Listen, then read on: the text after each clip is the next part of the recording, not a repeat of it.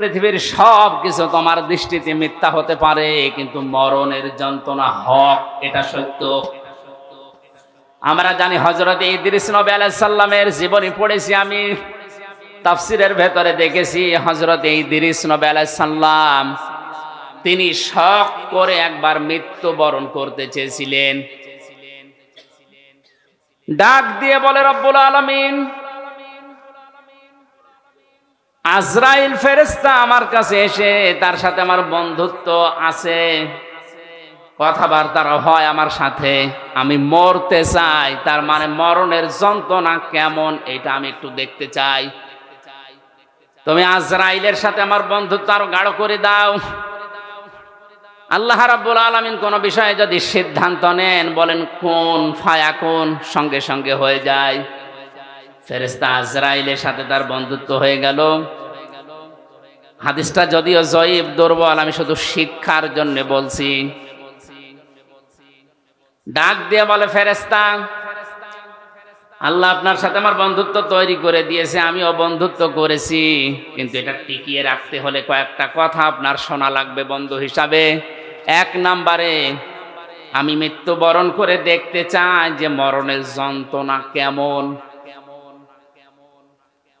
ফেরেশতা বলে রব্বুল আলামিন, কার কাছে পাঠিয়েছো বন্ধুত্ব করার জন্য? এ তো পুরা ভেজাল, মরে দেখতে চাই কেমন লাগে। আল্লাহ পাক অর্ডার দিলেন, তিনি বললেন হ্যাঁ আমাকে মারবেন, কিন্তু মরণের পরে আবার আমার রূহ ফিরিয়ে দেবেন, আমাকে আবার জীবন দিয়ে দেবেন। তাফসিরে এসেছে তিনি যে শখ করে মৃত্যুবরণ করেছিলেন, কেমন যন্ত্রণা পেয়েছিলেন জানেন? একটা জিন্দা ছাগলকে চামড়া ছিলে লবণ লাগিয়ে দিলে যেমন কষ্ট হয়, ওই রকম কষ্ট পেয়েছিলেন। পৃথিবীর সর্বশ্রেষ্ঠ মানুষ যিনি, আল্লাহর পরে যার স্থান, আমাদের নবী মুহাম্মদুর রাসূলুল্লাহ সাল্লাল্লাহু আলাইহি ওয়াসাল্লাম, তিনি ওই মরণের যন্ত্রণা থেকে রেহাই পাননি। বারবার তার শরীর শুকিয়ে যাচ্ছিল, ঘেমে যাচ্ছিল, ঘামগুলো মুছিয়ে দেয় হযরতে ফাতেমা, হযরতে আয়েশা, আবার ঘেমে যান। মরণের যন্ত্রণা যখন শুরু হয়ে গেছে, হযরতে আজরাইল তার দরজায় এসে কড়া নাড়া দিয়েছে। ফাতেমাতুজ জোহরা দরজায় যাবার পরে দেখলেন বিশাল আকৃতির একজন দাঁড়িয়ে আছে। ভয়ে দৌড় দিয়ে বাবার কাছে আসলেন, ডাক দিয়ে বলে, বাবা, এমন একটা মানুষকে দেখলাম, জীবনে এর আগে আমি দেখি নাই। এর মাথা আকাশের দিকে, পা জমিনের সাথে, এত উঁচা, এত লম্বা। নবীজি চোখের পানি গড়িয়ে পড়লো, ডাক দিয়ে বলে, মা ফাতেমা, এটা দুনিয়ার কেউ না, এটা তোমাকে এসেছে এতিম বানাতে, এটা ফেরেশতা আজরাইল, আসতে দাও। সালাম দেওয়ার পরে ভেতরে প্রবেশ করলেন, ডাক দিয়ে বলে, ইয়া রাসূলুল্লাহ, আল্লাহ পাক আমাকে পাঠিয়েছেন দুইটা খবর পাঠানোর জন্যে। আপনি যদি যেতে চান আমি নিয়ে যাব, যদি না যেতে চান আপনি থাকতে পারবেন। নবীজি বললেন, আজরাইল, আমি যদি থাকতে চাই কতদিন থাকতে পারবো? ফেরেশতা বলে, হ্যাঁ আপনি যতদিন ইচ্ছা ততদিন থাকতে পারবেন। তারপরে কি? মরা লাগবে। তারপরে কি? কারণ হচ্ছে আল্লাযী খলাকাল মাউতা, আল্লাহ সর্বপ্রথম বানিয়েছেন মউত। আপনি আল্লাহর প্রিয়, আল্লাহর বন্ধু, আল্লাহর দোস্ত, আল্লাহর হাবিব, সব ঠিক আছে। আপনি যতদিন থাকতে ইচ্ছা করেন ততদিন থাকতেও পারবেন, কিন্তু ফাইনাল কথা, মরা লাগবে। নবীজি বললেন, আজরাইল, মরাই যদি লাগে তাহলে নশ্বর দুনিয়ায় থেকে আমার আর লাভ নেই। মহান আল্লাহ যদি আমার অপেক্ষায় অপেক্ষমান থাকে তাহলে আমাকে নিয়ে চলো। আজরাইল বলেন, আমি শুধু হাতটা তার বুকের ওপরে রাখলাম। বিশ্বনবী ডাক দিয়েই বললেন, আজরাইল, তাড়াতাড়ি তোমার হাত আমার বুকের ওপর থেকে সরাও, মনে হচ্ছে উহুদ পাহাড় আমার বুকের ওপরে রেখে দিয়েছো। কক্সবাজারবাসী বলে, যে লোকটা জীবনে কোনোদিন হাত তুলে মোনাজাত করলে আল্লাহ ফেরত দেওয়া দূরের কথা, মনের ভেতরে আকাঙ্ক্ষা আসলে যার দোয়া কবুল হয়ে গেছে। জোহরের নামাজ পড়ছিলেন তিনি বাইতুল মুকাদ্দাসের দিকে। 2 রাকাত নামাজ হবার পরে আকাশের দিকে তাকিয়ে মনের ভেতরে একটা আকাঙ্ক্ষা এসেছে, আল্লাহ 16 থেকে 17 মাস পর্যন্ত আজ এই বাইতুল মুকাদ্দাসের দিকে আমি নামাজ পড়ছি, আমার মনটা খুব বেশি চায় আমি যদি কাবা শরীফের দিকে ঘুরে নামাজ পড়তে পারতাম তাহলে আমার মন আরো তৃপ্ত হয়ে যেত। নামাজের ভেতরে ওহী নাযিল করে দিলেন আল্লাহ পাক, ক্বাদ নারা তাকাল্লুবা ওয়াজহিকা ফিস সামা ফালানুওয়াল্লিয়ান্নাকা কিবলাতান তারদাহা ফাওয়াল্লি ওয়াজহাকা শাতরাল মাসজিদিল হারাম। হে নবী, আপনি আকাশের দিকে মুখ উত্তোলন করেছিলেন, আমি কিন্তু বুঝতে পেরেছি যে আপনার মনে কি চাই। আপনার মন চাই এই 16-17 মাস নামাজ পড়লেন বাইতুল মুকাদ্দাসের দিকে, কাবার দিকে মন চাই নামাজ পড়তে। জোহরের নামাজের বাকি 2 রাকাত আর মুকাদ্দাসের দিকে পড়া লাগবে না, নামাজের ভেতরে আপনি ঘুরে বাকি রাকাত কাবার দিকে পড়েন। এই জন্য এই মসজিদকে কিবলাতাইন বলা হয়, 2 কিবলার মসজিদ। একই নামাজ আল্লাহর নবী 4 রাকাত পড়েছিলেন, 2 রাকাত বাইতুল মুকাদ্দাসে, 2 রাকাত কাবার দিকে। বলেন যে লোকটা শুধু মনের ভেতরে কামনা বাসনা আসলেই কবুল হয়ে যায়, আকাশের তারকা দেখে চাঁদ দেখে হাত আঙ্গুল দিয়ে ইশারা দিলে 2 টুকরা হয়ে যেত। 5 জমিন থেকে তুললে ওটা সঙ্গে সঙ্গে আরশে চলে যেত। এত বড় পাওয়ার ছিল, সম্মান ছিল যার। এই লোকটার মরণের যন্ত্রণা যদি আজরাইলের হাত রাখার পরে এমন তীব্র হয়, আমাদের কিছুই হবে না।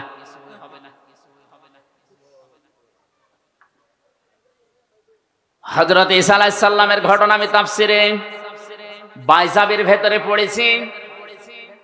হযরতে ঈসা নবীর জামানার সমসাময়িক মানুষেরা খুব ভালো করে খেয়াল করেন, মরণ মাউতা শব্দ আল্লাহ দিলেন প্রথমেই কেন, আর মরণের যন্ত্রণাটা কেমন, কতদিন থাকে এটা। হযরতে ঈসা নবীর উম্মতেরা ডাক দিয়ে বলেন, আল্লাহর নবী আপনি বিভিন্ন মুজিজা দেখিয়েছেন, আজকে একটা নতুন মুজিজা আপনাকে দেখানো লাগবে। এটা একটা পুরাতন কবরস্থান, এখান থেকে যদি আপনি একটা লাশ উত্তোলন করে জীবিত করে তার মুখ থেকে সাক্ষী নিতে পারেন যে লা ইলাহা ইল্লাল্লাহ ঈসা রুহুল্লাহ, তাহলে আপনার উপর আমরা সবাই ঈমান আনবো। নবীরা বিপদে পড়লে সঙ্গে সঙ্গে সেজদায় পড়ে যেতেন। হযরত ঈসা সেজদায় পড়ে ডাক দিয়ে বলে, রব্বুল আলামিন, এরা আমাকে একটা চ্যালেঞ্জ ছুড়ে দিয়েছে, এই চ্যালেঞ্জের মোকাবেলা করা আমার দ্বারা সম্ভব না, যদিও আমি নবী। তোমার সাহায্য লাগবে এখন, মেহেরবানি করে এদের হেদায়েত দেওয়ার উসিলায় হলেও তুমি আমাকে সাহায্য করো, পাঠাও। আল্লাহ রাব্বুল আলামিন তাকে ওহী দিলেন, কবরের দিকে আঙ্গুল দিয়ে তিনি বললেন, কুম বিইজনিল্লাহ, হে কবরবাসী, আল্লাহর হুকুমে তুমি জিন্দা হয়ে যাও। সঙ্গে সঙ্গে কবর থেকে একটা মরা মানুষ জিন্দা হয়ে হযরত ঈসা নবীকে সালাম দিয়েছে। সালাম দেওয়ার সঙ্গে সঙ্গে বললেন, হে আল্লাহর নবী ঈসা রুহুল্লাহ, এ সালাম শুধু আমি আমার পক্ষ থেকে না, আমার বাবার পক্ষ থেকে সালাম আপনি গ্রহণ করেন। হযরত ঈসা আশ্চর্য হয়ে বললেন, আল্লাহর বান্দা, কে তুমি, তোমার পরিচয় কি, আর তোমার বাবাই বাপকে? কবরবাসী ডাক দিয়ে বলেছেন, আল্লাহর নবী ঈসা, আমি আজকের সন্তান না, আজকে থেকে 4500 বছর আগে আমি দুনিয়া থেকে বিদায় নিয়েছি। আমার বাবার নাম হযরতে নূহ আলাইহিস সালাম, আর আমার নাম শাম।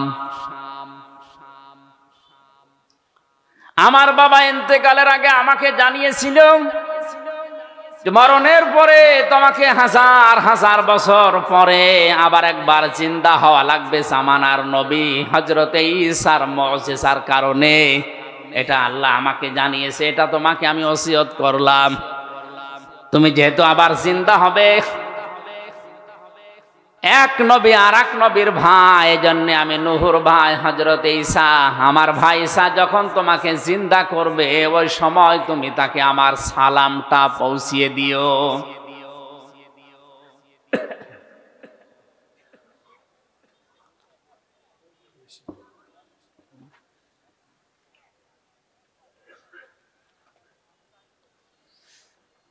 হযরত ঈসা রূহুল্লাহ আশ্চর্য হয়ে বললেন, শাম, তুমি ৪৫০০ বছর কবরে আছো, কিছু আশ্চর্য কথা আমার একটু শোনাও। শাম বলে, ঈসা রূহুল্লাহ, হে আমার চাচা যান, কারণ এক নবী আর এক নবীর ভাই, এই হিসাবে আপনি আমার বাবার ভাই, আপনি আমার চাচা। আপনাকে আমি দুইটা সত্য কথা আমার জীবন থেকে শোনাচ্ছি। তাফসিরে বাইজাবি মুফাসসির লিখেছেন, ১ নম্বরে তিনি বলেছিলেন, আল্লাহর নবী ঈসা আমার চাচা। মরণের সময় হযরতে আজরাইল যখন আমাকে তাড়া করছিল, আমার রূহটাকে যখন চাপতে চাপতে শেষ পর্যন্ত আঙ্গুলের মাথা দিয়ে বের করছিল, আমি এমন কষ্ট পেয়েছিলাম ওই সময়, যে যন্ত্রণা আমি অনুভব করেছিলাম, যে তীব্র যন্ত্রণা।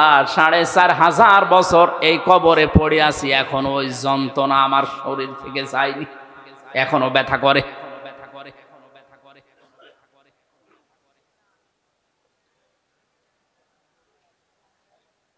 দ্বিতীয় নম্বরে, কবে কিয়ামত হবে আমিও জানি না।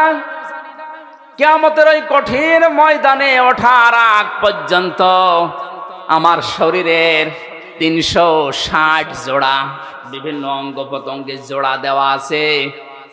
এই জোড়াগুলো আমার এখনো পর্যন্ত এই ৪৫০০ বছরের ভেতরে মনে হয় এখন কে যেন আমাকে পিটিয়েছে। মুফাসসির লিখেছেন শেষের দিকে, হযরতে শাম তিনি একজন নবী ছিলেন, যদি নবী নাও থাকেন তিনি একজন নবীর সন্তান। বাংলার মুসলমানেরা বলেন বিবেক দিয়ে, একজন মুসলমান নবীর সন্তান, তিনি একজন নবী, এরকম কথাও আছে। তার মরণের যন্ত্রণা যদি এরকম তীব্র হয়, ৪৫০০ বছরও তিনি ভুলতে না পারেন। আমরা যারা সাধারণ মুসল্লি, সাধারণ মুসলমান যারা, তাদের মরণের সময় কি হবে এটা আল্লাহ ছাড়া আর কেউ জানে না। এই জন্য এই মরণের যন্ত্রণা থেকে কেউ যদি রেহাই পেতে চায়, নবীজি ওই সময় আজরাইলকে বলেছিলেন, ভাই, মরণের যে যন্ত্রণা সব আমার বুকের উপরে তুমি এখনই শুরু করে দাও, কিন্তু আমার এতিম উম্মতদেরকে তুমি কিছু বলবা না। আজরাইল বলেছিলেন, না, এটা কথা দিতে পারলাম না, কিন্তু একটা কথা আপনাকে আমি দিতে পারি। কোরআনে কারিমের ৬৬৬৬টা আয়াতের ভেতরে সূরা বাকারার ২৫৫ নম্বর আয়াত যদি আপনার উম্মতেরা ফরজ নামাজ শেষ করার পরেই পড়ে, আর আয়াতের ভেতরে আল্লাহর 10টা ক্ষমতার কথা আছে। কয়টা বলেন বলেন? এই 10টা ক্ষমতা যদি ওর প্র্যাকটিক্যাল লাইফেও মেনে চলে, আমি আজরাইল কথা দিলাম, মরণের সময় ওর কোনো শাস্তি যন্ত্রণা হবে না। মানুষ মায়ের বুকে দুধ খেতে খেতে যেভাবে ঘুমিয়ে যায় বাচ্চারা, ঠিক আমি ওইভাবে ওর জীবন কবজ করব। যে যন্ত্রণা থেকে নবীজি পর্যন্ত রেহাই পেলেন না, হযরতে শাম রেহাই পাননি, কেউ এই যন্ত্রণা থেকে বাদ যায়নি। সেখানে যে ফেরেশতা আজরাইল কবজ করবে জান, সেই যদি বলে যে আমি মাফ করে দেব, শাস্তি দেব না, এই আমলটা করলে শুধুমাত্র ফরজ নামাজের পরে আয়াতুল কুরসিতে 10টা ক্ষমতার কথা আল্লাহর আছে, এটা বিশ্বাস করে মনে প্রাণে প্র্যাকটিক্যাল লাইফে দেখাবেন, আর প্রতি 5 ওয়াক্ত নামাজের পরে একবার করে পড়বেন। আমার মনে হয় মরণের যন্ত্রণা থেকে বাঁচার জন্য এই আয়াতটা আমল করার দরকার আমাদের আছে না নেই? আল হায়াত দিয়েছেন আল্লাহ। হায়াত 5 প্রকার। কয় প্রকার? 1 নাম্বার হায়াত হচ্ছে আলমে আরওয়াহ, রূহের হায়াত বা রূহের জগৎ। সূরা আরাফের 172 নাম্বার আয়াতে আল্লাহ এই তথ্যগুলো দিয়েছেন যে আরাফের জগতে, আলমে আরওয়ার জগতে আমাদের সাথে আল্লাহর অঙ্গীকারগুলো কি ছিল, আর আল্লাহর সাথে আমাদের কথোপকথন কি ছিল। 2 নম্বর হায়াত হচ্ছে হায়াত আলমে বতুন, মায়ের পেটের জগৎ, 6 মাস থেকে 10 মাস 10 দিন পর্যন্ত। এখানে একটা ছোট্ট ছোট্ট নিখুঁত তথ্য আছে, আলেমদেরকে বলছি। একটা মানুষ মায়ের পেট থেকে জন্ম নেওয়ার জন্য সর্বনিম্ন সময় লাগে 6 মাস। কয় মাস বলেন বলেন? এই তথ্য আছে সূরা আহকাফের 15 নম্বর আয়াতে। আল্লাহ রাব্বুল আলামিন বলেন, ওয়াসাইনাল ইনসানা বিওয়ালিদাইহি ইহসানা হামালাতুহু উম্মুহু কুরহা ওয়া ওয়াদাআতুহু কুরহা ওয়া হামলুহু ওয়া ফিসালুহু 30 শাহরা। এই খেয়াল করেন, আপনি খেয়াল করেন বেশি করে। আল্লাহ পাক বলেন, পৃথিবীর যত মানুষ আছে যে ধর্মই পালন করুক না কেন, প্রতিটি মানুষকে আমি আল্লাহ সৃষ্টিকর্তা হিসাবে আদেশ করলাম, নসিহত করলাম, অর্ডার দিলাম, তারা যেন তাদের মা বাবার সাথে ভালো আচরণ করে। এই আচরণ করার দায়িত্ব আল্লাহ দিয়েছেন শুধু মুসলমানদের। বলেন বলেন? যত ধর্মের মানুষ আছে দুনিয়ায়, মানুষ পদবাচ্যে যারা বিবেচিত, এই মানুষের আল্লাহর অর্ডার, সৃষ্টিকর্তার অর্ডার, মা বাবার সাথে ভালো আচরণ করা লাগবে। আপনি যদি দুনিয়ায় রিজিক বাড়াতে চান, আপনার সম্মান বাড়াতে চান, আপনার হায়াত বাড়াতে চান, মা বাবার সাথে ভালো ব্যবহারের কোনো বিকল্প নেই। মা বোন যারা এসেছেন, আপনার স্বামী, আপনি যদি চান সে বেশি দিন বেঁচে থাক, তার সম্মান মর্যাদা দুনিয়ায় আরো বেড়ে যাক, তার রিজিক, তার টাকা পয়সা, তার জমি জায়গা, ব্যাংক ব্যালেন্স, ব্যবসা বাণিজ্য আরো বেশি হোক, তাহলে স্বামীকে বারবার পরামর্শ দেবেন রাতে সবার সময়, স্বামী তুমি আর যাই করো, মা বাবার সাথে আর রক্তের সম্পর্ক যাদের সাথে আছে এগুলো ঠিক রাখো। অধিকাংশ স্ত্রী আরো এগুলো নষ্ট করে। এক কথা বলে না কেন? এগুলো যদি নষ্ট করে তাহলে সে কি তার স্বামীর ভালো চায় না অকল্যাণ চায়? ও চাচ্ছে যে আমার স্বামী আরো তাড়াতাড়ি মরে যাক, আমি আর একটা কাজ করব। ওর সম্মান মর্যাদা দরকার নেই, ওর টাকা পয়সা রিজিক আর দরকার নেই। এটা হাদিস। কোন স্বামীর যদি সম্মান মর্যাদা, তার রিজিক, তার হায়াত বেড়ে যাক, এটা স্ত্রী চায়, সে যেন অবশ্যই অবশ্যই পরামর্শ দেয়। স্বামীকে বলে, স্বামী তুমি যাই করো, মা বাবার সাথে ভালো আচরণ করো। আশা করছি মা বোনেরা আমাদের দিকে তাকিয়ে হলেও এটা করবে। যদি না করে বুঝবেন আপনার বউ চায় যে আপনি মরেন। যে স্ত্রীর কারণে আপনি মা বাবার সাথে খারাপ আচরণ করতে বাধ্য হন, আপনার হায়াত কমে যাচ্ছে, আপনার সম্মান মর্যাদা থাকলেও আল্লাহ নষ্ট করে দেবে। আমার মূল কথা ছিল, আল্লাহ পাক বলেন, ব্যাখ্যা দিয়েছি এইটা ভালো ব্যবহার করবা, কারণ হচ্ছে তোমার মা তোমাকে কষ্টের পরে কষ্ট সহ্য করে পেটে বহন করেছে। সালাসোনা শাহরা, 30 মাস। কয় মাস?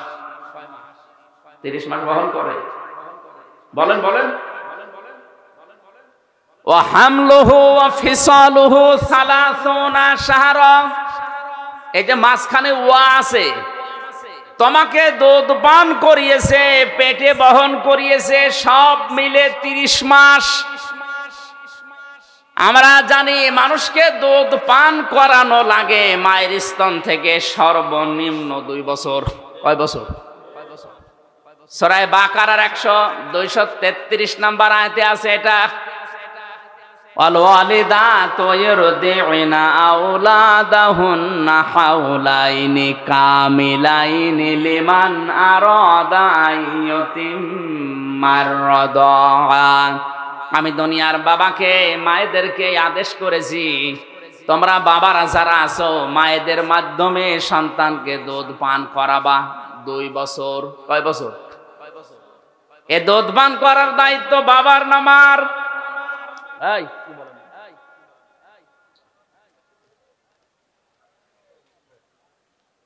ইরদিউনা আওলাদাহুন্না হাওলাইনি কামিলাইনি ইউতিম্মার রাদাআ।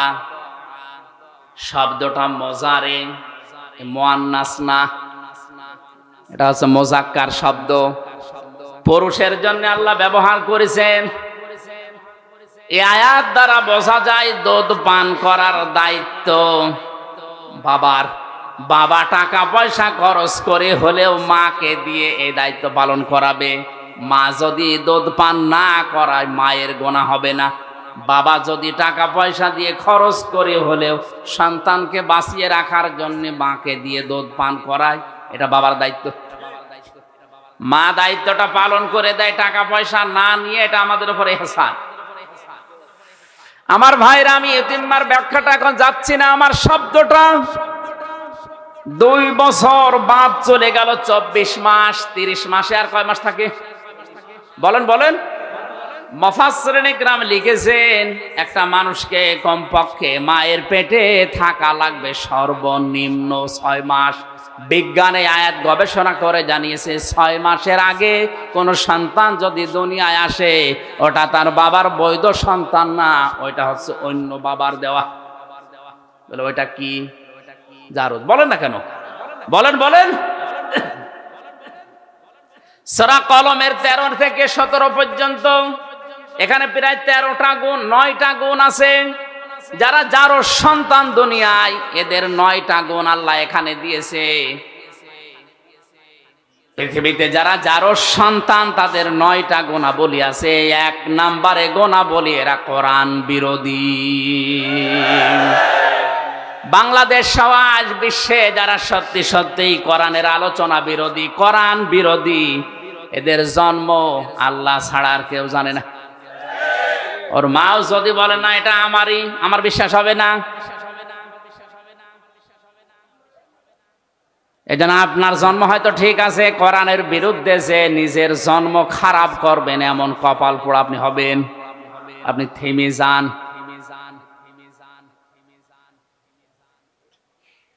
মায়ের পেটের ভেতরে জন্য 6 মাস থাকাই লাগবে। এক একটা শব্দে লক্ষ লক্ষ কথা আছে, আমি খুব তাড়াতাড়ি সংক্ষেপ করছি। 3 নম্বরে আলমে দুনিয়া, এই যে জগতে আমরা আছি, 60, 70, 80 বছরের হায়াত। 4 নম্বরে আলমে বারজাখ, কবরের জগৎ। 5 নম্বরে আলমে আখিরাত, আখিরাতের ওই জগৎ। আল্লাহ পাক বলেন, হামাও তার হায়াত বানিয়ে দুনিয়ায় পাঠিয়েছি খেলা করার জন্য না।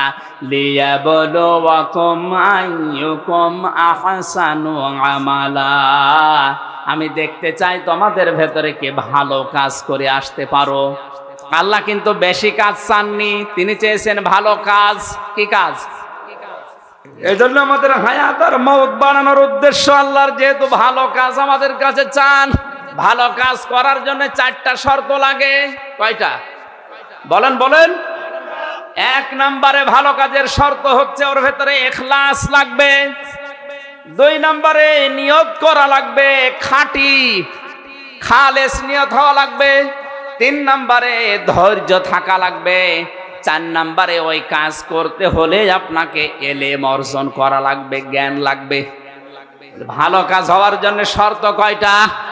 আরো জোরে বলেন বলেন।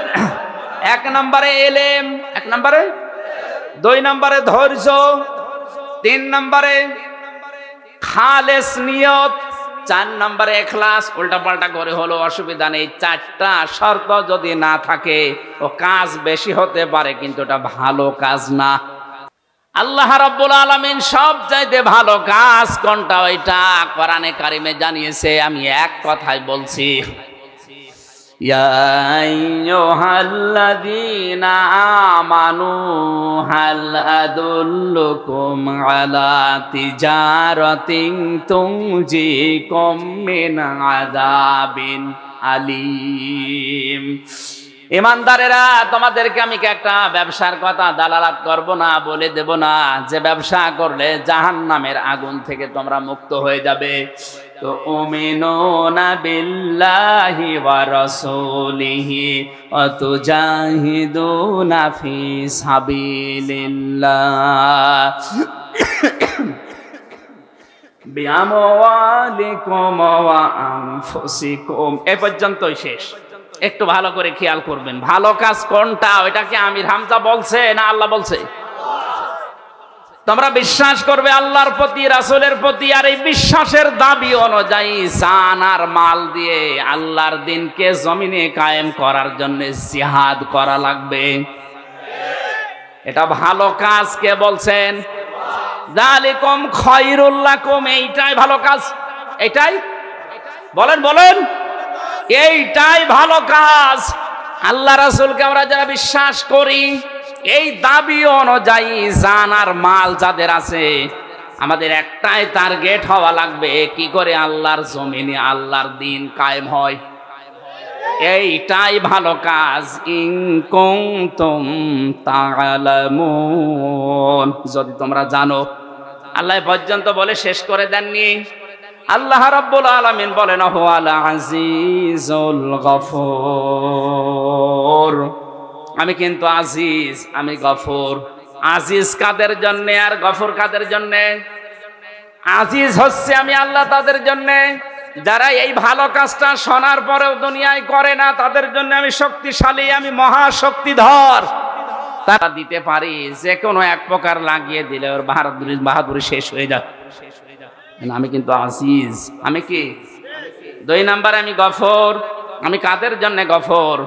আল্লাহর জমিনে আল্লাহর দিন কায়েম করতে গিয়ে যদি ভুল ত্রুটি হয়েও যায়, আপনার কর্ম পদ্ধতি যদি ভুলও হয়ে যায়, আপনার কাজ কারবার যদি কোনো ত্রুটিপূর্ণ থাকেও, আমার আল্লাহ গফর নামের খাতিরে মাফ করে জান্নাতে দিয়ে দেবেন। আল্লাহ এই আয়াত দুটা বাস্তব জীবনে আমাদের আমল করার তৌফিক দিন, আমিন।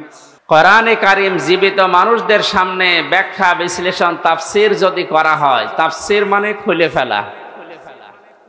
আমাদের ভেতরে শিরিক, বেদাত, কুফরি, জুলুমের রোগ দিয়ে, জুলুমের আবরণ দিয়ে যারা নিজেদের পরিবার, সমাজ, রাষ্ট্রকে ঢেকে রাখে, কোরআনের তাফসীর করলে আবরণগুলো খুলে যায়। দেশের মানুষ দেখতে পায় এটা হচ্ছে শিরিককারী, এটা জুলুমকারী, এটা কুফরি, এটা বেদাতকারী। এই জন্য ইসালে সওয়াব সহ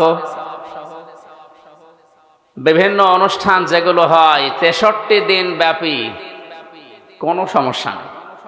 খালি ঝামেলা হয় তাফসীরুল কোরআন মাহফিল লিখলে, কারণ জানে যে তাফসীর মাহফিল করলে আমি যে শিরিকের, যে জুলুমের, যে কুফরের আবরণ দিয়ে ঢেকে অন্তত চলাফেরা করছে, এ খুলে যাবে।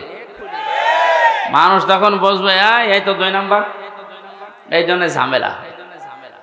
আপনারা এটা না লিখে ওয়াজ মাহফিল লিখে দিতেন। আল্লাহ কোরআনে যে ওয়াজগুলো দিয়েছেন আমরা ওয়াজ করতাম। তাফসীরুল কোরআন মাহফিল লিখেছেন, সুতরাং আমাকে এই পোস্টার অনুযায়ী অন্তত তাফসীর করা লাগছে। আল্লাহ যেন আমাকে তৌফিক দেন, হেদায়েতমূলক কিছু কথা বলার, আপনাদেরকে শোনার তৌফিক দেন। জোরে বলেন আমিন। আমরা নবীর একটা হাদিস পড়েছিলাম।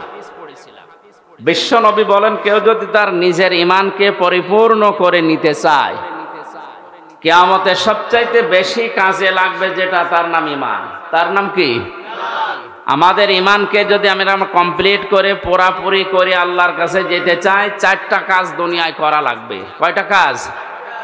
আপনি মিলান তো, আপনি ঈমান পরিপূর্ণ করার জন্য এই 4টা কাজ করছেন কিনা? আন আবি উমামা রাদিয়াল্লাহু তাআলা আনহু قال قال النبي صلى الله عليه وسلم من أحب لله وبغض لله ومنع لله وأطاع لله فقد استكمل الإيمان। 2টা হাদিসে আছে, বুখারী শরীফ, ইবনে মাজাহ শরীফ। আমি কথা ঘন্টাখানিক বলবো, কিন্তু শিক্ষামূলক কথা, যেহেতু একটু চিন্তা ভাবনা নিয়ে শুনবেন। আর যেটা শুনবেন ওই মুহূর্ত থেকেই যেন বাস্তব জীবনে প্র্যাকটিক্যাল লাইফে আমল করতে পারি, এই নিয়ত করে শুনবেন। এইটাই যদি রাজি থাকেন তাহলে হাত তোলেন। লিল্লাহে তাকবীর। অনেকে হাত তোলেনি, ঠিক আছে, অসুবিধা নেই। না মানলে আমি আর কি করব? বলিল হাক্কু মির রাব্বিকুম ফামান শাআ ফালিয়াকুম ওয়া মান শাআ ফালিয়াকফুর। হে নবী, আপনি হক কথাগুলো বলেন। যার ইচ্ছা হয় সে মানুক, যার ইচ্ছা হয় সে কুফরি করুক। ইন্না আতাদনা লিয-যালিমিনা নারা, জালেমদের জন্য আমি আগুন তৈরি করে রেখেছি। সুতরাং আমার দায়িত্ব হচ্ছে সঠিক কথাগুলো সঠিকভাবে তুলে ধরা, আর আপনার দায়িত্ব হচ্ছে ওই কথাগুলো নিয়ে বাড়ি যেয়ে চিন্তা ভাবনা করা। লাস্তা আলাইহিম বিমুসাইতির। হে নবী, আপনাকে আমি দারোগা পুলিশ করে দুনিয়ায় পাঠাইনি যে মানুষ পিটিয়ে হেদায়েত করা লাগবে, অত দরকার নেই। আমার যতটুকু দায়িত্ব আছে আমি পৌঁছিয়ে দেব। সেই কুষ্টিয়া থেকে এসেছি কোরআনের দাওয়াত নিয়ে হেদায়েতমূলক কথা বলতে। আল্লাহ কপালে যদি হেদায়েত দিয়ে থাকেন আপনি ধন্য। আর যদি আপনার মন মানসিকতা কোরআন থেকে হেদায়েত নেওয়ার মতো না থাকে, আল্লাহ জোর করে আপনাকে আল্লাহর ওলি বানাবে, আল্লাহর অত দায় পড়ে। বিশরে হাফি আবুল বাশারের কথা আমি পড়েছি ইতিহাসে। লোকটা মদখোর ছিল, জেনা ব্যভিচার করে বেড়াত, বন্ধুদের সাথে যাচ্ছিল। হঠাৎ বিসমিল্লাহির রহমানির রহিম লেখা একটা কাগজ পেয়েছে। কাগজটা হাতে নিয়েই বারবার চমা খায়, শুধু আরবি লেখা। এই কারণে বন্ধুদেরকে ডাক দিয়ে বললেন, যাও তোমরা মদের আড্ডাখানায় যাও, ফার্স্ট কোয়ার্টারে যাও, আজকে আমি আর যাব না।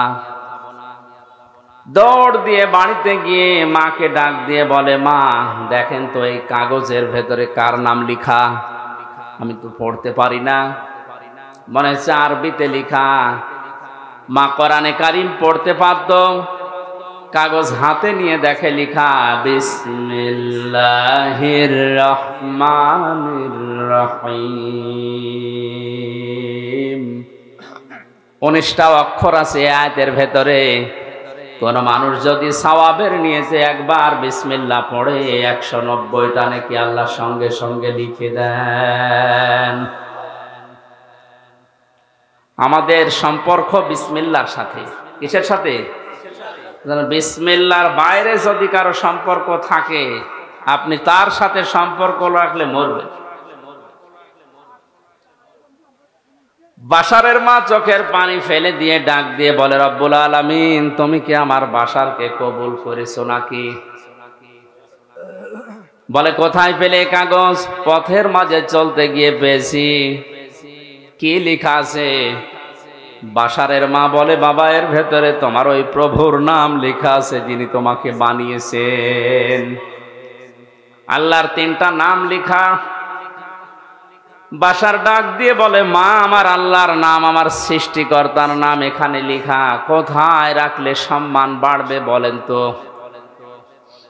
মদ খেতে যাওয়া, জেনা করতে যাওয়া যে টাকাগুলো আজকে আমি আর খরচ করিনি, এই টাকা আজকে আমি আর মদ খেতে যাব না। বাজারে গিয়ে মকমলের কাপড় কিনেছে, আল্লাহর এই 3টি নাম করে সুন্দর করে বেঁধেছে, মাথার উপরে রেখে সারাদিন তাকে রেখে সারা রাত পাহারা দিচ্ছে, আল্লাহর নাম কেউ যেন ক্ষতি করতে না পারে। হঠাৎ তার ঘুম এসে গেছে, ঘুমের ভেতরে কে যেন ডাক দিয়ে বলছে, বাশার পথের মাঝখান থেকে তুলে এনে আমার নামকে যেভাবে সম্মান দিলে, আমিও তোমার নামকে আজকে সাধারণ মানুষের ভেতরে আর না, আমার বিশেষ বিশেষ বান্দাদের সাথে আমার কোরআনে কারিমের আয়াতকে সম্মান দেওয়ার কারণে তোমার নামটা আমার বিশেষ বান্দাদের সাথে লিখে দিলাম। শুধুমাত্র বিসমিল্লাহ শরীফকে সম্মান দেওয়ার কারণে মহান আল্লাহ তার এই মনের দিকে তাকিয়ে কোরআনে কারিমের মাধ্যমে তার হেদায়েত দিয়ে এমন জায়গায় পৌঁছিয়েছিলেন, বাশার বিশরে হাফি তিনি মস্ত বড় আল্লাহর ওলি পর্যন্ত হয়েছিলেন। আজ এই ময়দানে যারা কোরআনে কারিম আমরা শুনতে এসেছি, আপনার যদি মন তৈরি না হয় যে আমি ভালো হব, কোরআন থেকে হেদায়েত নেব, আর আল্লাহ জোর করে আপনাকে হেদায়েত দেবে, আমার আল্লাহর অত দায় পড়ে নাই। এখানে গুরুত্বপূর্ণ আর একটা কথা কয়েক মিনিটে বলি, মানিত্তাবাল হুদা বিগাইরিল কোরআন আদাল্লাহুল্লাহ। তাই ভালো করে শুনে, আল্লাহর নবী বলেন, এটা মুসলিম শরীফের হাদিস, কোন মানুষ যদি কোরআন বাদ দিয়ে পৃথিবীর কোন জায়গায় হেদায়েত পাওয়ার জন্য, ভালো হওয়ার জন্য যায়, আল্লাহ নিজে দায়িত্ব নিয়ে তাকে গোমরা বানিয়ে দেয়। আলেম নেই এখানে? আল্লাহ নবী দল্লা শব্দ দিতে পারতেন, আদাল্লা দিয়েছেন। দল্লা শব্দের শাব্দিক অর্থ হচ্ছে নিজেই নিজেকে পথ ভ্রান্ত করা, নিজেই পথ হারিয়ে ফেলা।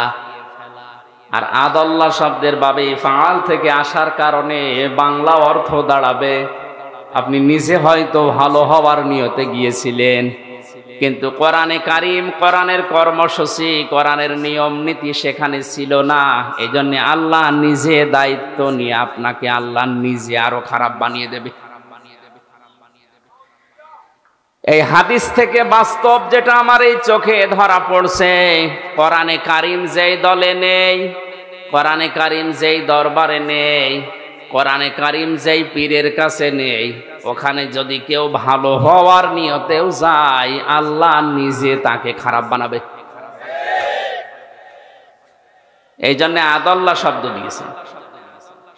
হেদায়েত দেওয়ার একচ্ছত্র মালিকানা নবীজির। কার? বলেন বলেন। তিনি যদি বলেন যে আমি তোকে নিজে গোমরা করে দেব, পথ ভ্রান্ত করে দেব, পথ ভ্রষ্ট করে দেব, কক্সবাজারবাসী বলেন কে আপনাকে হেদায়েত দিয়ে জান্নাতের পথ দেখাবে? বলছে আল্লাহ।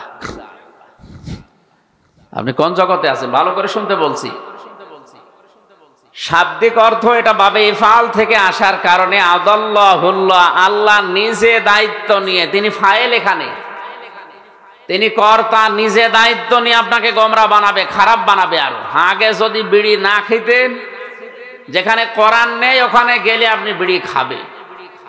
তার বাস্তব প্রমাণ আমার কুষ্টিয়ার লালনের মাজা। কত মানুষ বিভিন্ন জেলা থেকে যায়, মনে করে যে আল্লাহর ওলি, অথচ কোরআন ওখানে চলে না।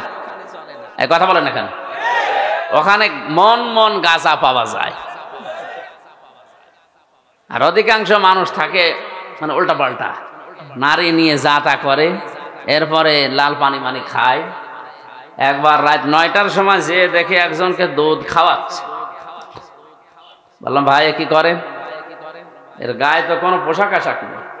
তো হুজুর পোশাক নেই তাতে কি, এ আল্লাহর ওলি, এর ভেতরে মাল আছে। মাল যা আছে সব তো দেখা যাচ্ছে।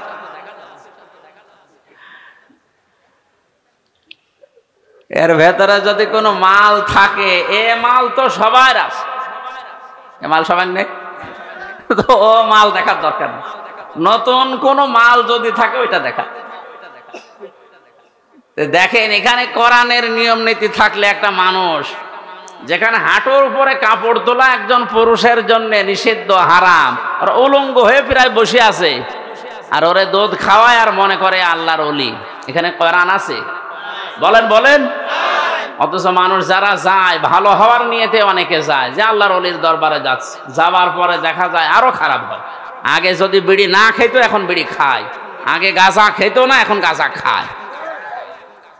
এই জন্য আজকের এই ময়দান থেকে সিদ্ধান্ত নেওয়া লাগবে, কোরআন যেখানে নেই ওই দল যদি আমার বাবাও প্রতিষ্ঠা করে আমি ওখানে যাব না। যেই দরবারে কোরআন চলে না ও দরবার যদি আমার বাবার দরবার হয় তারপরও আমি যাব না। যদি যায় আমাকে খারাপ বানিয়ে দেবে কে? এ দোষ কার? কারণ কোরআন নেই, তুই ওখানে গেলি কেন? শ্বশুরকে বাবা বলা জায়েজ আছে না নেই? আন্দাজে বলেন কেন? শ্বশুরকে বাবা বলতে সমস্যা কি? আজকেও তো শ্বশুর কল দিয়েছিল মাগরিবের পর, আমি বললাম আব্বা কেমন আছেন?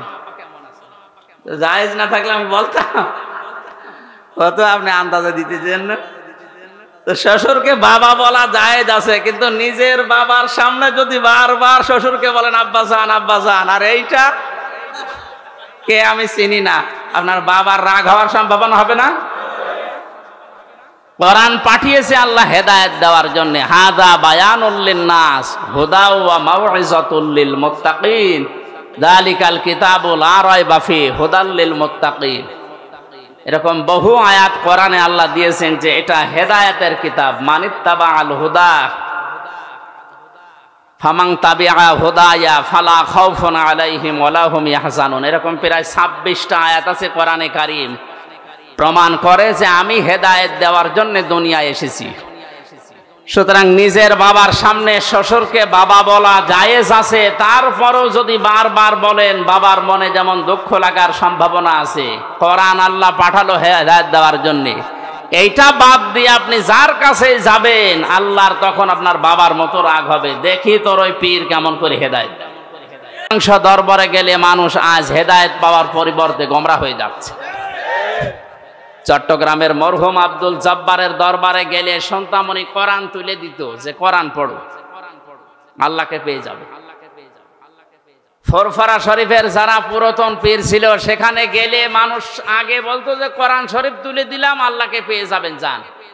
এখন অধিকাংশ দরবারে আর কোরআন তুলে দেয় না, দেয় কি বিভিন্ন নামের জিকির দেয়। আল্লাহর নামে জিকির দিলেও তার সঠিকটা দিলে হয়, সুবহানাল্লাহ, আলহামদুলিল্লাহ, লা ইলাহা ইল্লাল্লাহ, আল্লাহু আকবার, এগুলো দেয় না। এমন জিকির দেয় ও কোরআনেও নেই, হাদিসেও নেই, সব বানিয়েছে। হো হো বলে জিকির আছে, সব চিটারি। এই দরবার টিকিয়ে রাখার জন্য নতুন নতুন করে একটা জিকির আবিষ্কার করে। এই ব্রাহ্মণবাড়িয়ার এই লাইনে কিছু মানুষ আছে, এবার আরো একটা জিকির আরম্ভ করেছে, এর নাম নাই, নিতে পারলাম না। কি জিকির শুরু করেছে দেখেন। সূরা আরাফের 181 নাম্বার আয়াতটা বলছি বাড়িতে, যারা এই সমস্ত জায়গায় যান একটু মিলানি আয়াত। ওয়ালিল্লাহিল আসমাউল হুসনা ফাদউহু বিহা ওয়া দারুল লাযিনা ইলহিদুনা ফি আসমাই সাইয়ুজজাউনা মা কানু ইয়ামালুন। জোরে বলেন আল্লাহু আকবার। আল্লাহ পাক বলেন আমার অনেক সুন্দর সুন্দর নাম আছে, যে নামে পারো আমি আল্লাহকে ডাকো। আপনি ইয়া রহমান বলে ডাক দেন, অসুবিধা নেই। ইয়া খালেক বলে ডাক দেন, অসুবিধা নেই। কিন্তু সাবধান, আমি আল্লাহর নামকে উলট পালট করে এলহাদ করে আমার নামকে পরিবর্ধন করে কাটছাট করে তোমরা ডেকো না। কে বলছেন বলেন তো? আল্লাহর এই ওয়াজ শোনার পরেও যদি কেউ হো হো ইয়ালি বাবা, শালি বাবা, বিভিন্ন বাবার নামে জিকির করে, ও হেদায়েত পাওয়ার পরিবর্তে আল্লাহ ওরে নিজে আরো গোমরাহ করে। সুতরাং সিদ্ধান্ত যদি নিতে পারেন যে আজকের তাফসীর থেকে যেটা শুনবো আমি মেনে নেব, তাহলে কোরআন আপনাকে পথ দেখাতে পারে। সে ক্ষমতা কোরআনের আছে না? কোরআনে ক্ষমতা নেই? আর যদি আপনার এরকম সিদ্ধান্ত হয় যা শুনি এক কান দিয়ে শুনবো আর এক কান দিয়ে বের করে দেব, কিয়ামত পর্যন্ত এখানে ওয়াজ হলেও আপনার কিছু হবে না।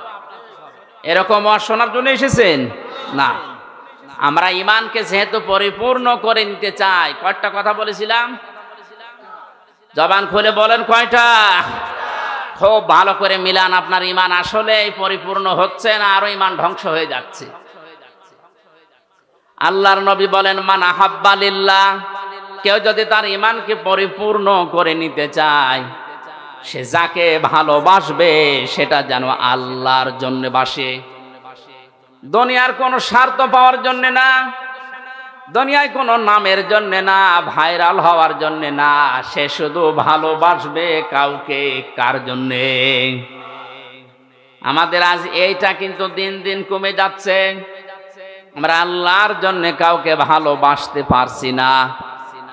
ওয়াবাগাদা লিল্লাহ, কাউকে যদি কেউ ঘৃণা করে, কাউকে যদি কেউ ছেড়ে দিতে চায়, সে যেন অবশ্যই আল্লাহর জন্য ছেড়ে দেয়। আপনি যদি কোনো মানুষকে ছেড়ে দিতে চান, বন্ধুত্ব ছিল 20 বছরের, এখন আর রাখতে পারছেন না, দেখবেন এই লোকটা আল্লাহ রাসূলের বিরুদ্ধে গেছে, এই জন্য আমি আর ওর সাথে নেই। আজ 50 বছরে দলে আছি, কিন্তু এখন দেখি এটা কোরআন হাদিসের বাইরে। যদি ঈমান পরিপূর্ণ করে নিতে চান, এই মুহূর্তে আপনাকে তালাক দেওয়া লাগবে।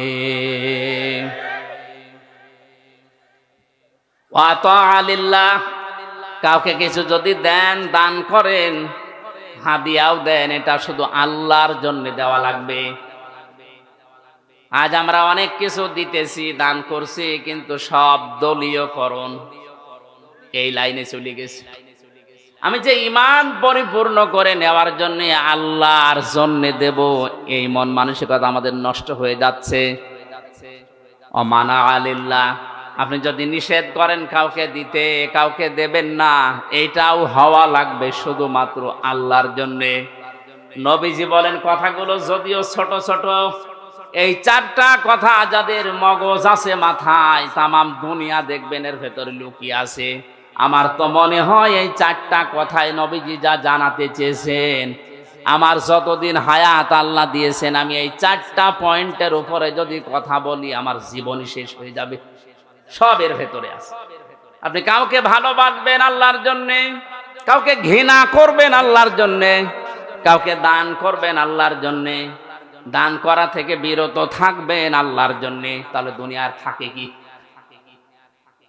এই চারটা গুণ যদি কেউ অর্জন করে, নবীজি বলেন ফাকাদ ইস্তাকমালাল ঈমান। এই আরবি গ্রামার যারা জানে, ফা ব্যবহার হয় 19টা অর্থে। কয়টা?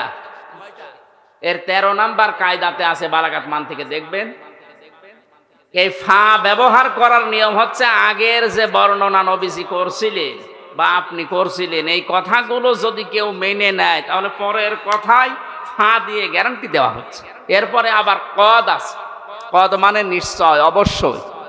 নবীজি বলেন ফাকাদ ইস্তাকমালাল ঈমান। এই চারটি গুণ যদি কেউ দুনিয়ায় অর্জন করে, ও যেন ওর ঈমানকে পরিপূর্ণ করে নিল। জোরে বলেন আল্লাহু আকবার। আমি সহ যারা শুনলাম, এখন থেকে এই হাদিসটার উপরে যেন আমল করতে পারি, নবীজি আল্লাহ তাওফিক দিন। জোরে বলেন আমিন। সূরা মুলক থেকে 2টা আয়াত পড়েছি, জবান খুলে তাফসীর শোনার নিয়তে। শয়তান যদি আশপাশে থাকে যেন চলে যায়। বলেন আউযু বিল্লাহি মিনাশ শাইতানির রাজিম। বিসমিল্লাহির রহমানির রহিম। তাবারাকাল্লাযী বিয়াদিহিল মুলক ওয়া হুয়া আলা কুল্লি শাইইন কাদির।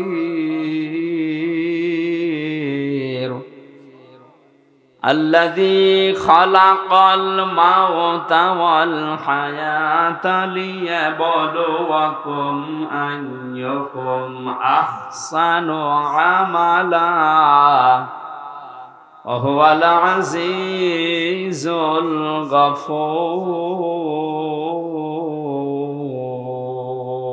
الغفور صدق الله العظيم। সূরা মুলক কোন সূরা? বলেন বলেন। মুলক শব্দের শাব্দিক অর্থ বলার দরকার নেই, এ ঝামেলা। আমরা সূরার অর্থের দিকে যাচ্ছি। তাবারাকা বরকতময়, আল্লাযী ওই সত্তা, বিয়াদিহিল মুলক যার হাতে ক্ষমতা। এই আয়াত পড়লে এই সূরাটার ভেতরে 30টা আয়াত আছে। কয়টা? এশার নামাজের পরে ঘুমানোর আগে কোনো মানুষ যদি প্রতিনিয়ত এই সূরাটা পড়ে, আর এর ভেতরে 30টা পয়েন্ট আছে। এই 30টা পয়েন্ট যদিও দুনিয়ার প্র্যাকটিক্যাল লাইফে সত্যি আমল করতে পারে, মরণের পরে এই সূরা কবরে তাকে শাস্তি থেকে বাঁচিয়ে দেবে। এমনকি কিয়ামতের ময়দানে সূরায়ে মুলক আল্লাহর সামনে দাঁড়িয়ে ঝগড়া পর্যন্ত করবে রব্বুল আলামিন।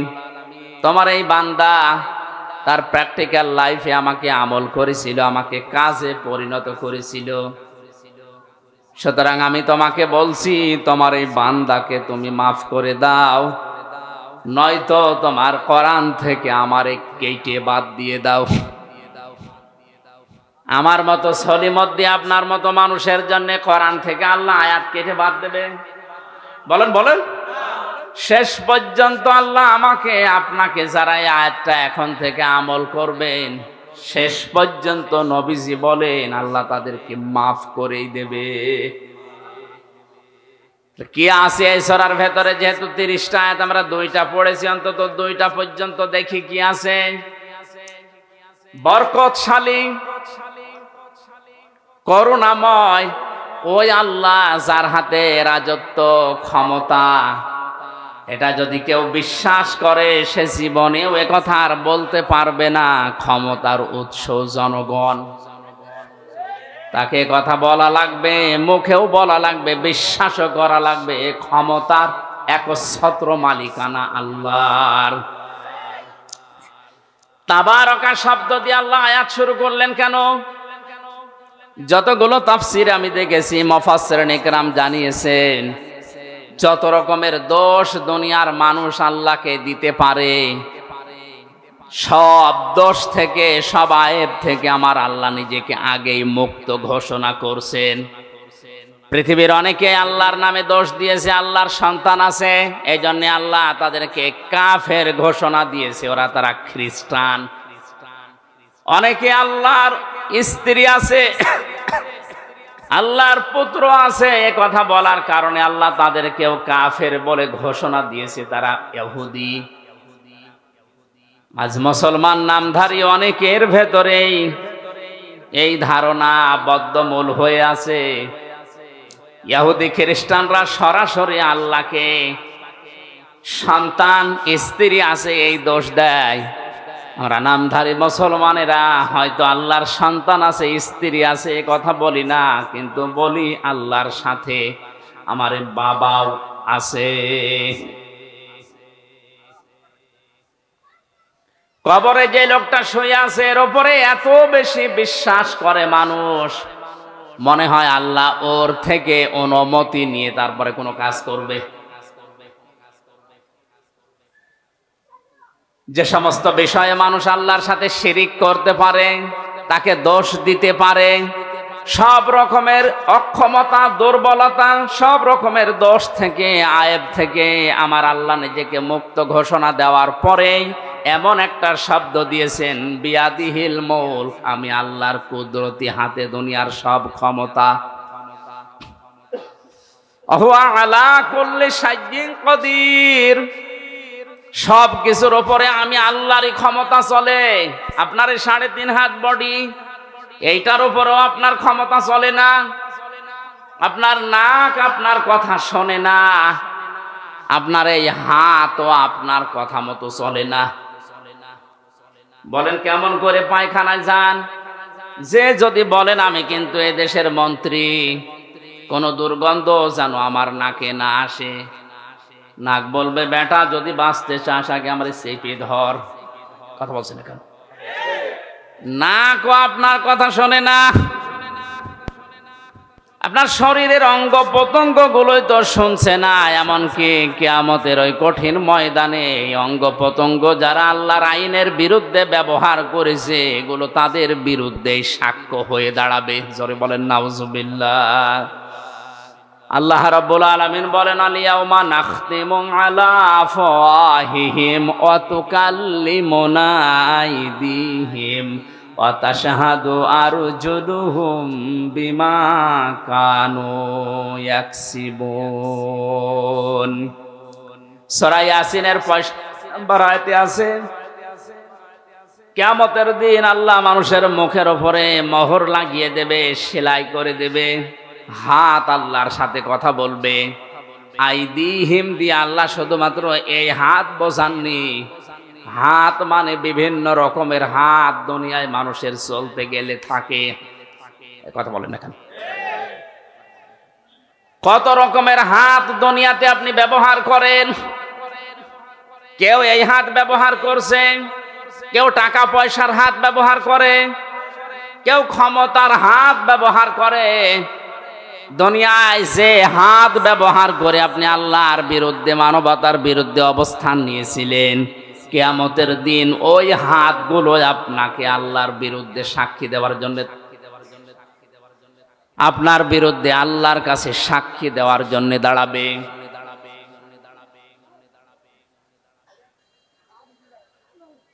কক্সবাজারবাসী এজন্য আমাদের এখান থেকে থেমে যাওয়া লাগবে। আমার হাত দিয়ে, সে সম্পদের হাত, ক্ষমতার হাত, এই হাত কোনো হাত দিয়ে যেন আল্লাহ রসুল এবং মানবতার বিরুদ্ধে কোনো কাজ না হয়।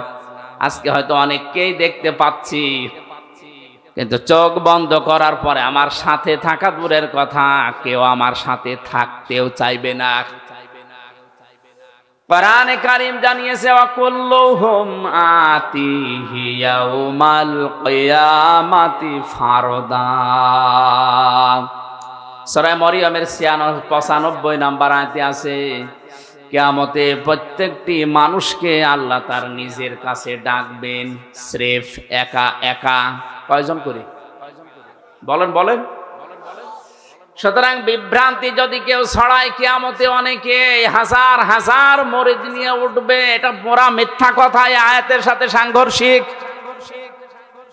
কোন মানুষ যদি বলে কিয়ামতে আমার অমক বাবা লক্ষ কোটি মুরিদ নিয়ে আসবে স্লোগান দিতে দিতে, এটা মিথ্যা কথা। আল্লাহর কোরআন জানিয়েছে কিয়ামতে প্রতিটি মানুষ উঠবে। কয়জন করে বলেন বলেন? ফাইদা নুফিখা ফিস-সূরি ফালা আনসাবা বাইনাহুম ইয়াউমাইযিন ওয়ালা ইয়াতাসাআলুন। সূরা মুমিনুনের ভেতরে আল্লাহ বলেন, যখন সিংহায় ফুৎকার দেওয়া হবে, যত রকমের সম্পর্ক আছে মানুষের সাথে সব সম্পর্ক কাট হয়ে যাবে। রক্তের সম্পর্ক হোক, আত্মীয়তার সম্পর্ক হোক, দলীয় সম্পর্ক হোক। ও কক্সবাজারবাসী, এই সামনে আমার শুধু এই 20,000 মানুষ বসে নেই, মিডিয়ারা কালকে এটা ছড়াবে তাম দুনিয়ার 750 কোটি মানুষের কাছে, এটা ছড়িয়ে যাবে বিভিন্ন ভাষায়। সবাইকে সামনে নিয়ে বলছি, কিয়ামতের ময়দানে সব সম্পর্ক কাট হয়ে যাবে। ওয়ালা ইয়াতাসালুন, এমনকি কেউ কারো সম্পর্কে কোনো প্রশ্ন করার সুযোগ পাবে না। পরিচয় থাকলেও পরিচয় দিতে চাইবে না, ভুলে যাবে। এই জন্য আমার এখনই সাবধান হওয়া দরকার। আজকের এই মাহফিলে সচেতন হওয়ার জন্যই দিয়েছে আল্লাহ। যেহেতু সব কিছুর উপরে ক্ষমতাবান, তার দিকে ভরসা আমারে ঠিক ওই পরিমাণ করা দরকার। কথা বলেন ঠিক কিনা? আমার বাস্তব জীবনের কথা বলছি। আমার 2টা মেয়ে আছে, একটা 10 বছর, একটা এই 3.5-4 বছর। বড়টাকে আমি উপরের দিকে ভাবে ছুড়ে মারলে ও কান্নাকাটি করে, আর ছোটটারে উপরে তুললে ও যত উপরে তুলতে চায় তত আরো হাসে। বড়টা জানে যে আমার বাবা যদি উপরে আমারে ছুড়ে মারে আমারে ধরতে পারবে না, পড়ে গেলে আমার লাগবে, আমার ব্যথা লাগবে। আর ছোটটার ভেতরে এখনো পর্যন্ত ওই বুঝ আসেনি, ওরে যত উপরে ছুড়ে মারি তত হাসে, কারণ ওর বিশ্বাস আছে আমার উপরে আমার বাবা যত উপরে মারুক না কেন নিচে হাত পেতে রাখবে।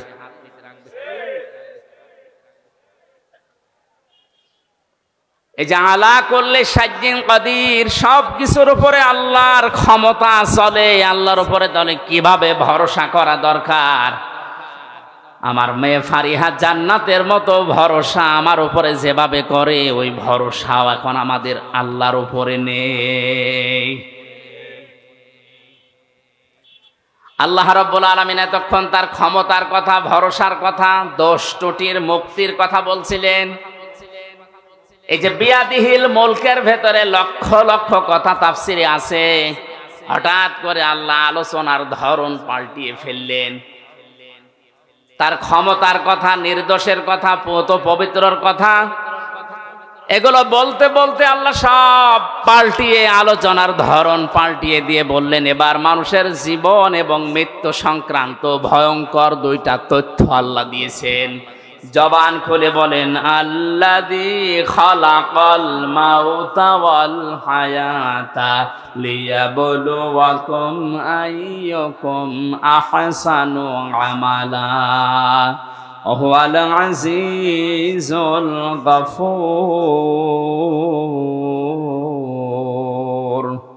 আজকে নতুন একটা তথ্য এই আয়াত থেকে আপনাদেরকে শোনাবো শেষের দিকে, একটু তাফসীর শেষ হোক।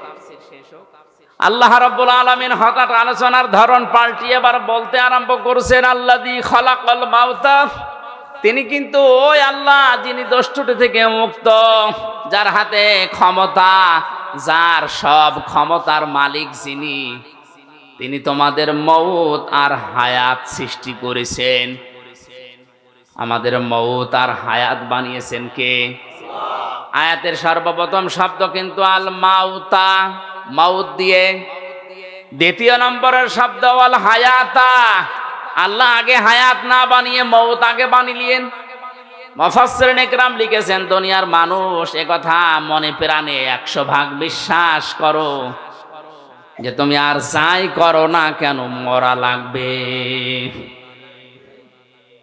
পৃথিবীতে বহু নাস্তিকের জীবনী আমি পড়েছি, সালমান রুশদি সহ ডক্টর আহমেদ শরীফ, কত নাস্তিক যারা আল্লাহকে পর্যন্ত বিশ্বাস করেনি, কিন্তু এই কথা তারা বিশ্বাস করে বলতে বাধ্য হয়েছে যে মরা লাগবে। কি করা লাগবে? 6665টা আয়াত পর্যন্ত অনেকে অস্বীকার করেছে, এখনো করছে, ভবিষ্যতেও করতে পারে। একটা মাত্র আয়াত কেউ অস্বীকার করেনি, করতেও পারবে না কিয়ামত পর্যন্ত। কুল্লু নাফসিন যায়িকাতুল মাউত সুম্মা ইলাইনা তুরজাউন। আল্লাহ পাক বলেন অবশ্যই সবাইকে মরা লাগবে, ফিরে আসা লাগবে আমি আল্লাহর কাছে। কার কাছে? মাউতা শব্দ আল্লাহ দিয়েছেন। তাফসিরে আমি মাউতের ধরন পেয়েছি, মানুষের মরণের যন্ত্রণা পেয়েছি প্রায় 10 রকম। মরণের পরে অধিকাংশ মানুষের এই আকৃতি আর থাকবে না। কোরআন জানিয়েছে ইউরাফুল মুজরিমুনা বিসিমাহুম ফায়ুখাযু বিন নাওয়াসি ওয়াল আকদাম। জবান খুলে কোরআনের আয়াত বলেন ফাবিআইয়ি আলা'i রাব্বিকুমা তুকাদ্দিবান। কিয়ামতের ময়দানে পাপিষ্ঠদেরকে আমি আল্লাহ জিজ্ঞাসা করব না, ও হামজা এই কাজ করেছিলে না? দুনিয়ার মানুষ আমরা দেখি আদালতে, এই 3টা বছর আমি জেলখানায় ছিলাম, যতবার আদালতে গেছি সাক্ষী নেয়, এমনকি আমাকেও বিচারক জিজ্ঞাসা করে আপনার নামে এই অভিযোগ আপনি করেছেন কিনা। উনি নিজে যেহেতু জানে না, উকিল যারা দাঁড়ায় তাদের কথাও শুনে বিশ্বাস পায় না, শেষ পর্যন্ত আমারে জিজ্ঞাসা করে আপনি এই অপরাধ করেছেন কিনা। আল্লাহ পাক বলেন মানুষের এই বিচার ব্যবস্থার আমি আল্লাহর বিচার সম্পূর্ণ আলাদা। যেহেতু বিচারক ওই জায়গায় ছিল না, ওর অতীত বর্তমান ভবিষ্যৎ কিছু জানা নেই, এই জন্যে জিজ্ঞাসা করে না এটা করেছেন কিনা। আমি আল্লাহর সব জানা আছে, এই জন্য কাউকে তার পাপের কথা আমি জিজ্ঞাসা করব না, ওর শরীরের ভেতরে ওই চিহ্ন ফুটিয়ে তুলব।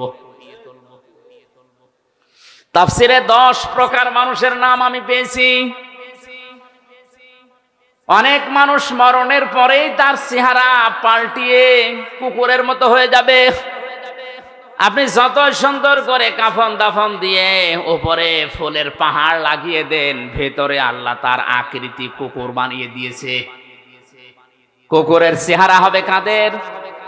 তাফসিরে আছে, মুফাসসিরিন ইকরাম জানিয়েছেন দুনিয়ায় কুকুরের স্বভাবকে, একটা কুকুরকে আপনি খাবার দেবেন, যা দিয়েছেন ও যদি মরণ পর্যন্ত খায় তাও শেষ হবে না। পাশেরটা যদি কিছু দেন হামলা দেবে।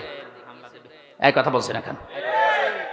কুকুরের এই চরিত্র, এই স্বভাব আজ বাংলাদেশে অনেকের ভেতরে আছে। নিজের যা সম্পদ আছে, যা উপার্জন করেছে, ও যদি মরণ পর্যন্ত খায় তাও শেষ হবে না, এরপরেও মানুষ এটা হামলা দেয়। এ ধরনের মানুষ দিন দিন কমে যাচ্ছে। হ্যাঁ, এ 15-20 বছরে আরো বেড়েছে। নিজের যা আছে আমার মনে হয় ওর 14 বংশ কোনোদিন শেষ হবে না খেয়ে, এরপরেও পাশেরটায় হামলা দেয়। আল্লাহর কসম, কোরআনে কারিমের সূরা রহমানের এই আয়াত থেকে বলছি, মরণের পরে আপনার আকৃতি থাকবে না, যদি থাকে তাহলে কোরআনের এই আয়াত মিথ্যা হয়ে যাবে। এক কথা বলে না কেন ভাই? এখানে সমস্যা আছে। এই ইউটিউবার যারা আছে, এই যে ভিডিও করছে, এই কথাটা মনে হয় কাট করে কালকে ছেড়ে দেবে যে হুজুর কোরআন মিথ্যা হয়ে যাবে, এই কথা বলছে। আমি এটা বললাম, আমি করোনা নিয়ে একটা তথ্য দিয়েছিলাম ভোলাতে, এরা কাটসাট করে এমন ভাবে উপস্থাপন করেছে, রিমান্ডে আমারও জিজ্ঞাসা করে, হ্যাঁ আপনি এটা বলেছেন। অথচ আমি তো ওইটা বলতে চাইনি, আগের কথা পরের কথা কেটে দিয়ে এখানে প্রসাব করিবেন, না করিলে 50 টাকা দেবেন। প্রসাব যদি নাও লাগে টাকা বাঁচানোর জন্য প্রসাব করিনি, শেষে ধরা খায়।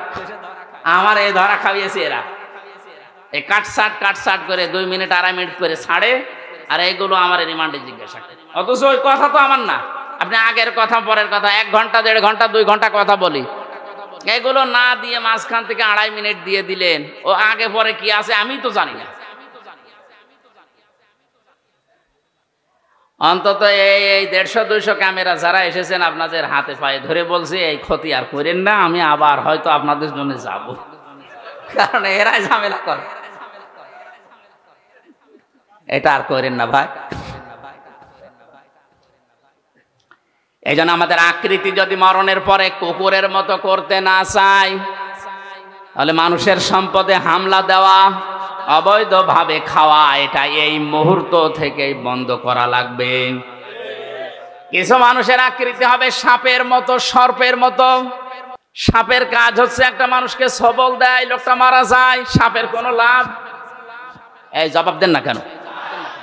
অনেক মানুষ এখন এই দেশে তৈরি হচ্ছে, সকালবেলা থেকে ওঠার পরেই ওর ধান্দা থাকে কার ক্ষতি করব, অথচ নিজের কোনো লাভ হয় না। মাঝখান থেকে লোকটার 2 বছর জেল হয়ে যায়। আমার পেছনে যারা লেগে আমার এই 3 বছরে জেল খাটিয়েছে তাদের কোনোই লাভ হয়নি, মাঝখান থেকে আমার 3টা বছর অন্ধকারে কেটল। আমার স্ত্রী সন্তান কষ্ট পেয়েছে, আমার বাবা মা কষ্ট পেয়েছে, তাদের কি হলো? তারা হ্যাঁ টাকা পয়সা কিছু পেয়েছে, ওইটা আমি নাই বললাম, তারা আর কি লাভ হলো বলে? এই মানুষগুলো যদি আমার কাছে স্বীকার না করে, স্বীকার মানে তওবা করা, স্বীকার মানে কি? আমার কাছে মাফ চাওয়া, স্বীকার করা, তওবা করা, এটা যদি দুনিয়ার জীবদ্দশায় এটা না করে আমার এই 3টা বছর যারা নষ্ট করেছে ওইভাবেই মারা যায়, আল্লাহর কসম এদের আকৃতি কিয়ামতের দিন আমার এই ক্ষতি করার কারণে সাপের মতো হবে। দেখলে আমি বুঝবো যে এই তো সেই লোক। শুধু আমার ব্যাপারে আমি বললাম, এরকম হাজারো মানুষের জীবনে ঘটছে এখন, না ঘটছে না? আকৃতি যদি ঠিক রাখতে চান, এই সুন্দর চেহারা আপনার থাকবে না। 3 নম্বরে কিছু মানুষের আকার হবে শকুরের মতো। কিসের মতো? শকুর দেখবেন নিজের বউ, ছেলে মেয়ে, বেটার বউ সব নিয়ে যায়, একটা অনুষ্ঠানে যায়, কোনো জায়গায় যে নিজে বসে বসে এক জায়গায় থাকে, আর ওগুলো সব কচু খেতে ছেড়ে যায়। কার সাথে কি করছে আল্লাহ ছাড়া কেউ জানে না। কত মানুষের চরিত্র আজ তাকান, নিজের বউ যদি সুন্দর হয় দিশাই পায় না করবে, আরো সুন্দর করে সাজায়, মানুষকে দেখায় যে জিনিস আমার আছে, জিনিস আছে, আপনি নিজে দেখেন, মানুষ দিয়ে দেখানোর দরকার কি? বউ সুন্দরী যার, এগুলো যদি দেখানোর মতো জিনিস হতো, এই যে কোরআন শরীফ আমি হাতে নিয়ে বলছে আমারটা আমি সত্যি আগে দেখাতাম। আপনার যদি আমার বউ একেবারে কম সুন্দর তা না। রিমান্ডে একটা কথা বলতেন, রিমান্ডে আমার বিয়ের একটা ছবি ছিল মোবাইলে, ছবি উল্টাতে বলছে হ্যাঁ হুজুর আপনার এই মোবাইলে পূর্ণিমার ছবি। পূর্ণিমা মানে পূর্ণিমা আমি কোথায় পাবো? এই যে এটা আমার বউ। হ্যাঁ হুজুর এত সুন্দর বউ কি করে পাইলো? এই বউ দাঁড়ান তুলে নিয়ে আসবো। এই শেষ পর্যন্ত আরো ঘটনা যা ঘটার ঘটেছে। সম্মানিত ভাইরা, বউ দেখানোর জিনিস না, এটা দেখার জিনিস। মেয়ে লোকের এই চেহারা, এই সৌন্দর্য শুধুমাত্র তার স্বামীর জন্যে, তার বাবার জন্যেও না। এক কথা বলেন না কেন? যে বাবা জন্ম দিয়েছে ওই বাবার জন্যও যদি এই সৌন্দর্য উপভোগ করা জায়েজ না থাকে, শুধু স্বামী বাদ দিয়ে, তাহলে দুনিয়ায় আর কার জন্য জায়েজ হয়? আপনি আবার বিবেক দিয়ে বলেন। এরপরেও যদি কেউ নিজের বউকে, নিজের যুবতী মেয়েকে আরো সুন্দর করে সাজিয়ে প্রদর্শন করেন যে জিনিস আমার আছে দেখো, কিয়ামতের দিন আপনার এই আকৃতি থাকবে না, আপনি শুকর হয়ে উঠবেন। কত মানুষ আল্লাহওয়ালা দেখতে মনে হয়, নামাজ পড়ে, তাহাজ্জুদের নামাজ পর্যন্ত পড়ে, কিন্তু বাড়িতে এই পর্দার ব্যাপারে উদাসীন, কিছু মনেও করে না।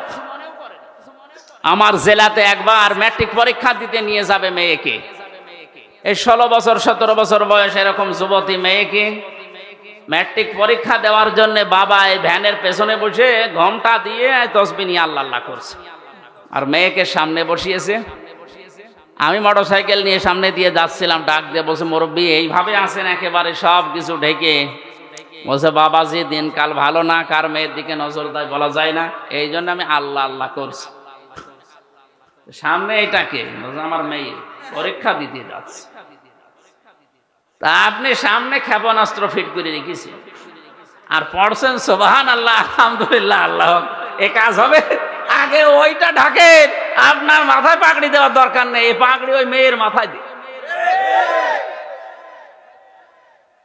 এই জন্য আকৃতি যদি শুকুরের মতো করতে কেউ না চান, এই মুহূর্তে নিজের বউকে, নিজের বোনকে, বেটার বউকে, নিজের মেয়েকে পর্দার ভেতরে নিয়ে আসেন। এটা আপনাকে বাঁচার জন্য আমি বললাম। এরকম 10 প্রকার আছে, আমি সবগুলো বলতে পারছি না। কয়টা পর্যন্ত করবো? 12টা না শেষ করে দেবো? 12টা পর্যন্ত করি নাকি? চুপ করো, সভাপতি আছে না? আলহামদুলিল্লাহ, সুবহানাল্লাহ। ঠান্ডা তো নিয়ে আসার দরকার নেই, এখানে থাকলে দেন, না থাকলে থাক। হ্যাঁ ঠিক আছে। সুবহানাল্লাহ আলহামদুলিল্লাহ লা ইলাহা ইল্লাল্লাহ, সুবহানাল্লাহ আলহামদুলিল্লাহ লা ইলাহা ইল্লাল্লাহ।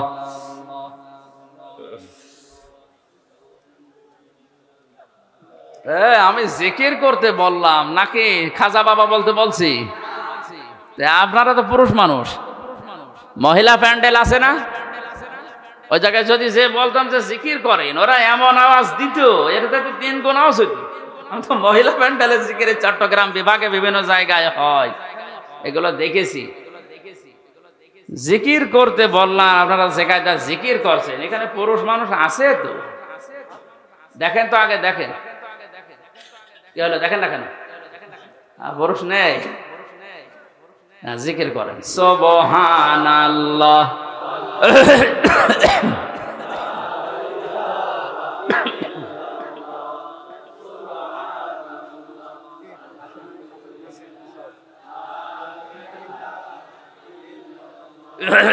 সুবহানাল্লাহ আলহামদুলিল্লাহ লা ইলাহা ইল্লাল্লাহ, লা ইলাহা ইল্লাল্লাহ মুহাম্মাদুর রাসূলুল্লাহ। আমার ভাইরা একটু খেয়াল করে শোনেন, মাউতা শব্দ দেওয়ার পরে আমার আল্লাহ প্রথম নাম্বারে দিয়েছেন এই জন্যে যাই করেন মরা তো লাগবে, আর মরণের যন্ত্রণা এত তীব্র, এত কঠিন। ওয়াজাতে সাকরাতুল মাউতি বিল হক যালিকা মা কুনতা মিনহু তাহিদ।